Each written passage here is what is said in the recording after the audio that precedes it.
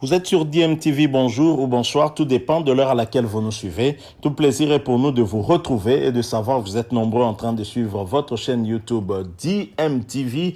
DMTV qui vous propose aujourd'hui d'aller encore une fois de plus au Maroc.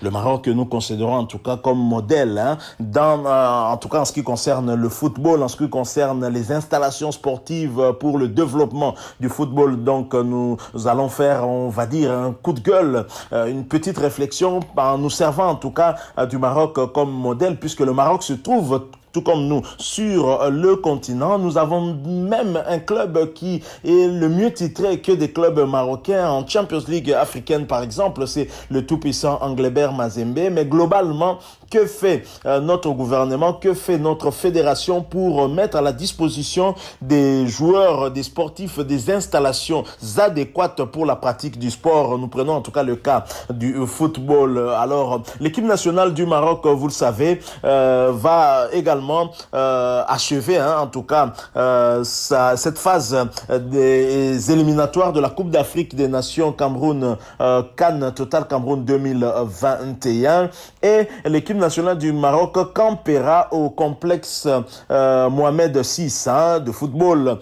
C'est en fait pour préparer sa qualification à la CAN Cameroun 2021 le mois prochain, le mois de mars déjà. Nous reprenons avec les 16 éliminatoires, la 5e et la 6e journée. Et ce complexe compte des résidences, donc un hôtel pour l'équipe nationale A avec 66 chambres et 4 suites. Vous imaginez. Et ce complexe également a 4 stades, 4 vestiaires et les exercices de boîte d'entraînement spéciales et aussi un centre de médecine sportive. On peut dire que le Maroc est un pays qui professionnalise son football et qui se prépare, qui prépare aussi les compétitions bien en avance, en mettant à la disposition en tout cas de ces sportifs des installations adéquates, les mêmes, susceptibles de leur permettre demain d'avoir des résultats. Alors, qu'en est-il de la République démocratique du Congo?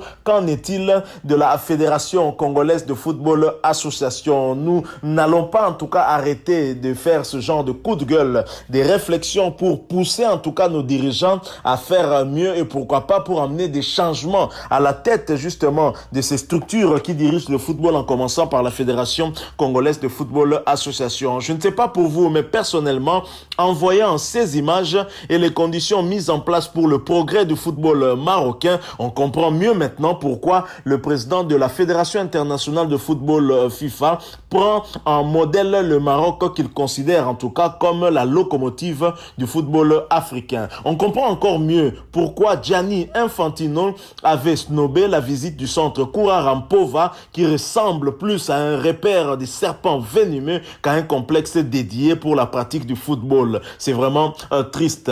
On ne peut pas affirmer ne rien recevoir de la part de l'État congolais pour continuer, à s'accrocher à son fauteuil de président de la Fédération congolaise de football. C'est quand même triste. D'un autre côté, on affirme que le gouvernement ne fait pas assez, on ne reçoit pas de l'argent, mais on s'accroche, on ne veut pas laisser. En plus, on a verrouillé l'accès à la Fédération congolaise de football association, mettant à mal ceux qui ont pratiqué le football, des anciens footballeurs qui n'ont pas la possibilité de diriger cette instance sportive, parce qu'on a constitué un club d'amis avec lequel on dirige ce football depuis très longtemps et on ne sent pas le développement, on ne sent pas le souci. Il n'y a pas de vision en fait pour le football demain. Que va devenir la République démocratique du Congo demain, puisqu'on ne prépare pas la jeunesse aujourd'hui? Et quid du football féminin? Rien du tout. C'est quand même triste. Et ce que nous constatons, même pour une simple pelouse synthétique, il faut demander de l'aide du gouvernement. C'est quand même triste. Et le gouvernement doit mettre la main dans la poche et quand il faut faire une expertise, quand il faut contrôler, là on refuse. Là donc on refuse, on se cache derrière le règlement de la FIFA pour éviter tout contrôle de l'argent reçu, non pas de la FIFA, mais du gouvernement. C'est quand même triste. Pour une simple réfection du stade ou même des vestiaires du stade, il faut que le gouvernement intervienne. La Fédération congolaise de football association veut gérer l'argent lui octroyé par le gouvernement sans rendre des comptes. Vous imaginez, nous avons aujourd'hui l'inspection générale des finances qui peut auditer aussi la Fédération congolaise de football. C'est ce que nous souhaitons d'ailleurs, que cette inspection générale des finances puisse auditer également la Fédération congolaise de football afin que nous puissions voir clair sur plusieurs dossiers. Parce que là, le gouvernement sort de l'argent et c'est de l'argent du contribuable congolais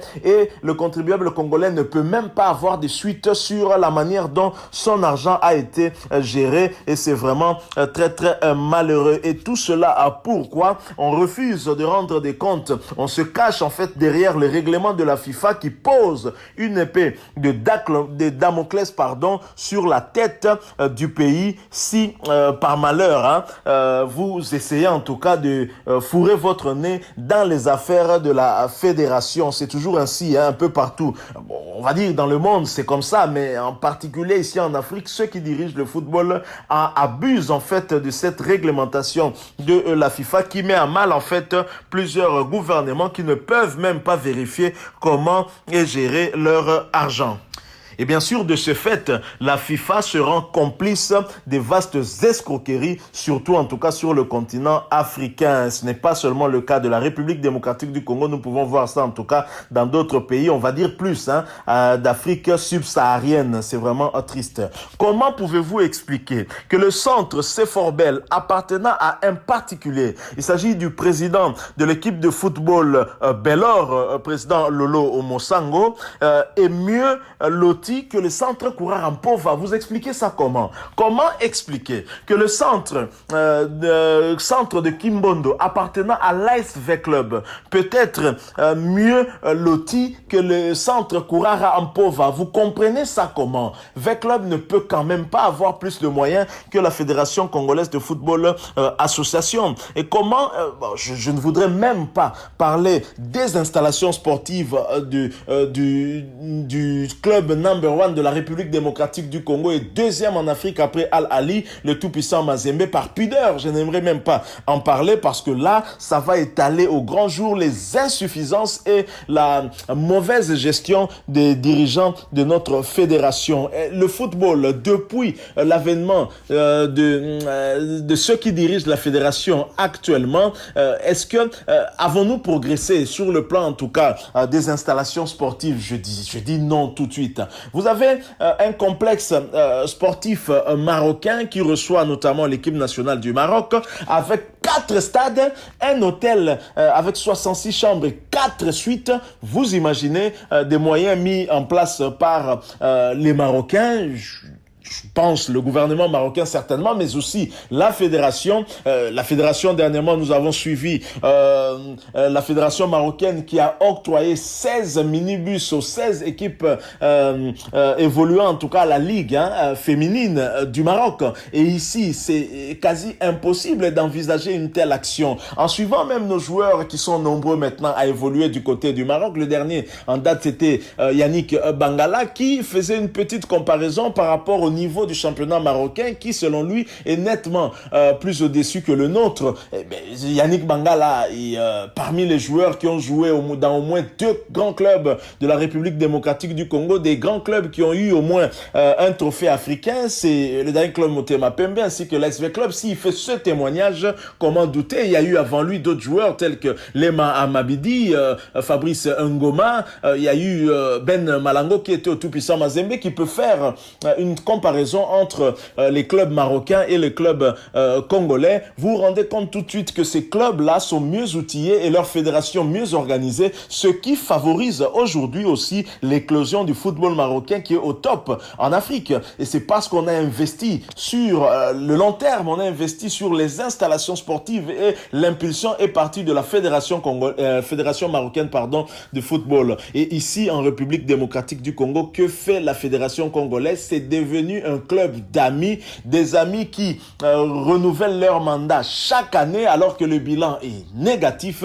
Comment expliquer cela? Je pense que la fédération devrait peut-être faire des réformes par rapport à ces règlements, tenant compte de la réalité ici sur le continent africain, surtout en Afrique subsaharienne, pour ne pas mettre en otage le football africain. Et le président de la Fédération internationale de football qui a séjourné ici, Gianni Infantino, dommage que son séjour était très court. Il aurait pu en tout cas se rendre compte des difficultés qu'ont les Congolais par rapport à leur football et de la mégestion au niveau de la Fédération congolaise de football association qui ne permet pas et qui ne favorise pas en fait l'éclosion des talents ici en République démocratique du Congo. Et Gianni Infantino est d'ailleurs venu ici, entre autres, discuter avec le chef de l'État pour mettre en place le football d'âge au travers, on va dire, le tournoi interscolaire qui va reprendre, l'organiser avec le financement de la FIFA. Et je pense que si Gianni Infantino pense justement au football d'âge, parce qu'il sait qu'investir dans la jeunesse aujourd'hui, c'est avoir des bons footballeurs demain qui vont servir le monde, qui pourront circuler un peu partout dans le monde et pour le bonheur de la pratique de ce sport qui est le sport roi dans le monde et particulièrement ici chez nous au pays. Mais que fait la fédération? Que fait les représentants de la Fédération internationale de football congolais qui sont les dirigeants de la FECOFA par rapport à cette vision-là? Rien du tout. Le centre coureur en pauvre, ça fait combien d'années qu'on en parle? Qu'avons-nous dans ce centre-là d'intéressant? C'est quand même triste. Voilà le coup de gueule que nous avons voulu faire par rapport à cet état de choses. C'est déjà dans quelques jours les éliminatoires de la CAN Cameroun 2021. On est dans une mauvaise position et aujourd'hui nous en sommes encore à parler des installations sportives. Et le gouvernement doit débourser de l'argent pour aller loger l'équipe nationale à l'hôtel Béatrice par exemple ou à Pullman Hotel ou que sais-je encore, alors qu'on aurait pu épargner cet argent-là si on avait construit des installations adéquates à même d'accueillir nos joueurs à chaque rencontre, à la veille de chaque rencontre sportive et ne plus rien dépenser en termes de logement parce que c'est beaucoup d'argent qui sort des caisses de l'État et c'est quand même triste. Merci à vous qui nous avez suivis. Si vous avez aimé, n'hésitez pas en tout cas à nous laisser un like. Nous aimons beaucoup quand vous interagissez ainsi avec nous. Ça nous prouve que vous aimez ce que nous avons fait. Si vous partagez notre analyse, notre réflexion, notre coup de gueule, laissez-nous un commentaire aussi. Même si vous ne partagez pas notre opinion, partagez avec nous ce qu'est votre opinion par rapport à ce sujet. On va, pourquoi pas, échanger au travers des commentaires et pourquoi pas sur un autre sujet pour continuer dans cette même lancée. Merci aussi de vous abonner à votre chaîne DMTV. N'oubliez pas d'activer la notification juste en cliquant sur cette petite cloche qui vous permettra de ne plus rien manquer des prochaines vidéos que nous allons vous proposer. Encore une fois, merci à vous pour avoir été nombreux certainement à suivre votre chaîne YouTube. Un rappel, DMTV Sport va se muer en DMTV Info et cela dès ce 1er mars 2021. Pas de panique, amoureux du sport, amoureux du football, le sport roi, amoureux du sport en général, nous réserverons en tout cas une place grandissime, la part du lion au sport, toujours dans cette chaîne YouTube, mais nous élargissons un peu le champ pour voir aussi d'autres actualités. Merci encore une fois, nous espérons vous retrouver prochainement avec un autre sujet d'actualité. En attendant, portez-vous bien et DMTV vous dit au revoir.